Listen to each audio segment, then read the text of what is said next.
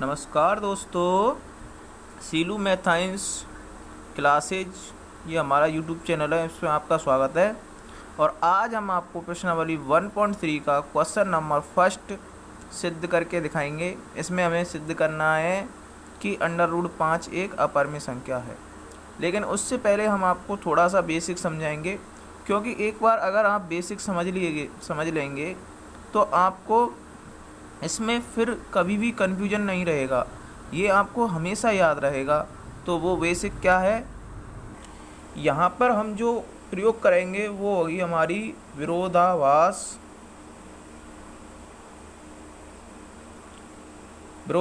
प्रमेय। तो क्या होती है विरोधाभास प्रमेय? इसमें हम पहले किसी कथन को अपने हिसाब से मान लेंगे, फिर उसको सरल करते करते उसका उल्टा लेके आएंगे।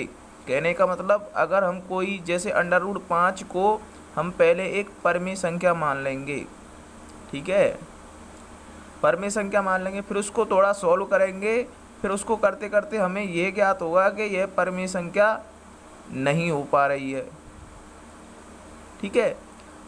तो हम मान को इसको परिमेय संख्या चल रही है, लेकिन आगे सॉल्व करते करते वह परिमेय संख्या नहीं हो पा रही है।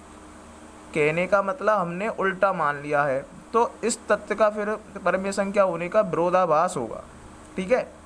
और जब विरोधाभास होगा तो उसको हम परिमेय संख्या लेके चल रहे हैं, तो वो फिर अपने आप ही अपरिमेय संख्या हो जाएगी।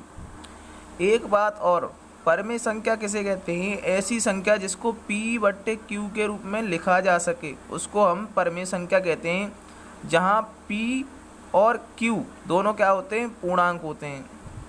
और P/Q के रूप में लिखी जाती है, वो भी सरलतम रूप में लिखी जाती है। जैसे ये 20/10 है, तो ये हमारी भिन्न है। लेकिन अगर ऐसे मैं 2/1 लिखूँ, क्यों? कहने का मतलब इसके बाद इसका और ज़्यादा सरलतम रूप नहीं हो सकता, तो उसको हम फिर परिमेय संख्या कहेंगे। तो परिमेय संख्या क्या होती है? किस संख्याओं को P/Q के सरलतम रूप में लिखना परिमेय संख्या कहलाता है, जहाँ Q ≠ 0, ठीक है। परिमेय संख्या में P और Q आपस में सहअभाज्य संख्याएं होती हैं। सहअभाज्य का मतलब कि P और Q दोनों में कोई भी गुणनखंड आपस में नहीं मिलता, उसको सहअभाज्य कहते हैं। जैसे 4 और 5 है, तो 4 और 5 में कोई भी गुणनखंड नहीं मिल रहा है, तो इसलिए 4 और 5 अभाज्य संख्याएं हैं। तो 4/5 हमारी परिमेय संख्या हो जाएगी। अब परिमेय संख्या के इसी कमजोरी का फायदा उठा के हम अपने क्वेश्चन को हल करेंगे। तो देखते हैं हम अपनी प्रश्नावली 1.3। क्वेश्चन नंबर फर्स्ट ले लिया हमने, सिद्ध कीजिए कि √5 एक अपरिमेय संख्या है। तो सबसे पहले हम लिखेंगे क्वेश्चन नंबर 1 हल। हम क्या करेंगे? √5 को परिमेय संख्या मान के चलेंगे। माना √5 एक परिमेय संख्या है, ठीक है। तो हमने √5 को एक परिमेय संख्या लिख लिया। तो √5 बराबर P/Q, जहाँ P तथा Q सहअभाज्य संख्याएं हैं। अब देखिए, हमने क्या कहा? P और Q सहअभाज्य संख्याएं हैं। कहने का मतलब P और Q में कोई भी गुणनखंड आपस में मैच नहीं कर रहा है। लेकिन जब हम आगे सॉल्व करेंगे तो हमें ये पता चलेगा कि P और Q में कोई ना कोई गुणनखंड मैच करेगा, ठीक है। तो उससे हमारी कल्पना क्या हो जाएगी? गलत सिद्ध हो जाएगी, और उसी के अनुसार फिर हमारा आंसर हमें मिल जाएगा।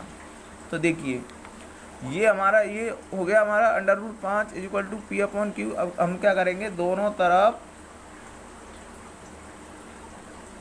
वर्ग करने पर दोनों तरफ वर्क करना है हमें, तो ये हो जाएगा √5 का square is equal to P upon Q का स्क्वायर।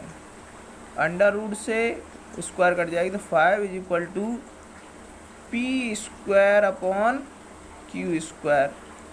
तो ये क्यू स्क्वायर यहाँ बट्टे में है, उधर जाएगा तो ये गुणा के रूप में हो जाएगा, तो 5 Q square is equal to P square. तो इससे हमें ये पता चल रहा है कि पी स्क्वायर के गुणनखंड हो रहे हैं 5 गुणा क्यू स्क्वायर। देखिए पी स्क्वायर के गुणनखंड हो रहे हैं 5 गुणा क्यू स्क्वायर। तो इसका मतलब ये होगा पी स्क्वायर का एक गुणनखंड 5 है। तो यहाँ लिखेंगे हम पी स्क्वायर का गुणनखंड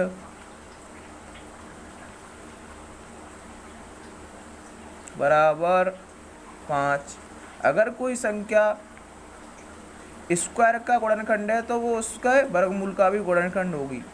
जैसे 2 है, 2 जो है 16 का गुणनखंड है, तो वह 4 का भी गुणनखंड होगी। कैसे कि 16 को लिख सकते हैं हम 4 पे स्क्वायर। कहने का मतलब अगर 2 4 का 4 स्क्वायर का गुणनखंड है तो वो फिर 4 का भी गुणनखंड होगी। तो ऐसे ही अगर कोई संख्या पी स्क्वायर का गुणनखंड है तो फिर वो पी का भी गुणनखंड होगी। ठीक है, तो पी स्क्वायर का गुणनखंड 5, तो फिर पी का गुणनखंड हो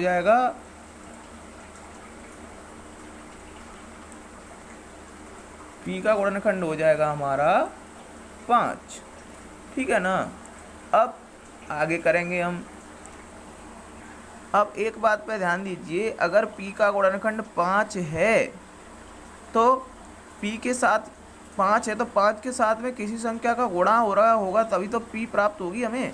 जैसे p बराबर p के गुणनखंड किए हमने, देखिए यहाँ पे जब हमने p के गुणनखंड किए तो एक तो गुणनखंड 5 मिला, गुणा उसके संग में और भी ढेर सारी संख्याएं आ रही होंगी या एक भी आ रही होगी। जैसे p बराबर इसको लिख सकते हैं हम 5 इंटू सी, या p बराबर लिख सकते हैं हम 5c। ठीक है, तो समझ में आ गया ना 5c क्यों लिया p बराबर, क्योंकि p का एक गुणनखंड 5 है तो p को हम लिख सकते हैं 5 इंटू बाकी की बची हुई संख्याएं, तो p बराबर 5c। तो यहाँ पर रख देंगे हम p बराबर 5c। इसको मान लेंगे हम समीकरण नंबर फर्स्ट। p बराबर 5c समीकरण फर्स्ट में रखने पर, तो यहाँ जब रखेंगे तो 5q square is equal to क्या है हमारा p स्क्वायर, और p की यहाँ पे कितनी है 5c, तो ये हो जाएगा 5c स्क्वायर। इधर देखिए थोड़ा सा इसको सोल्व करेंगे तो 5q square is equal to 5 का स्क्वायर 25 और c का स्क्वायर c स्क्वायर। अब देखो 5 यहाँ है और 25 यहाँ है, तो इधर भी 5 का भाग जा रहा है और इधर भी 5 का भाग जा रहा है। कहने मतलब दोनों साइड 5, इस 5 को इधर ले आएंगे तो q square is equal to 25 upon c square बट्टे, ये इधर गुणा का था, इधर आके 5 बट्टे में आ गया, तो q स्क्वायर बराबर आ जाएगा 5 से 25 कट जाएगी हमारी 5 बार, ये आ जाएगी 5c स्क्वायर। अभी देखिए क्या हो रहा है कि q स्क्वायर के जो गुणनखंड मिल रहे हैं वो हमें मिल रहे हैं 5 इंटू सी स्क्वायर। q स्क्वायर के जो गुणनखंड मिल रहे हैं वो मिल रहे हैं हमें 5 इंटू सी स्क्वायर। कहने का मतलब q स्क्वायर का एक गुणनखंड 5 हो गया, तो यहाँ लिखेंगे q स्क्वायर का गुणनखंड बराबर 5। तो जब वो q स्क्वायर का गुणनखंड है तो फिर वो q का भी गुणनखंड होगा, तो q का गुणनखंड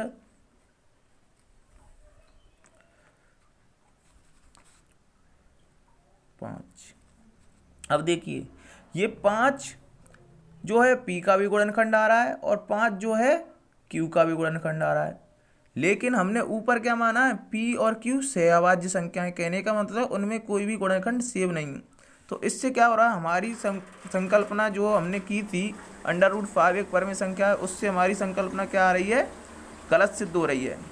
तो यहाँ हम थोड़ा सा अगर बढ़ाना चाहें तो लिख देंगे कि 5, अतः 5 P तथा Q दोनों का गुणनखंड है, जो कि असंभव है।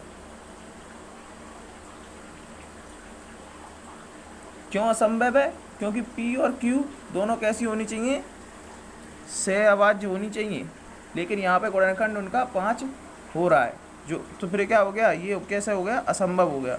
तो इसलिए देंगे अतः हमारी कल्पना जो हमने सोचा था कि √5 एक परमेय संख्या है, वो कैसी हो गई, गलत सिद्ध हो गई, गलत है। इसलिए √5 एक अपरिमेय संख्या है। अगर हम यहाँ पे लिखना चाहें तो ये भी लिख सकते हैं कि 5 P और Q दोनों का गुणनखंड है, जो कि असंभव है, अतः √5 एक परिमेय संख्या नहीं है।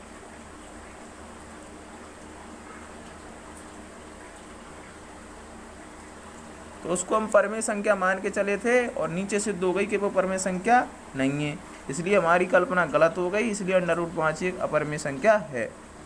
मैं आशा करता हूँ कि इसके बाद आपको कोई कन्फ्यूजन नहीं रहेगा।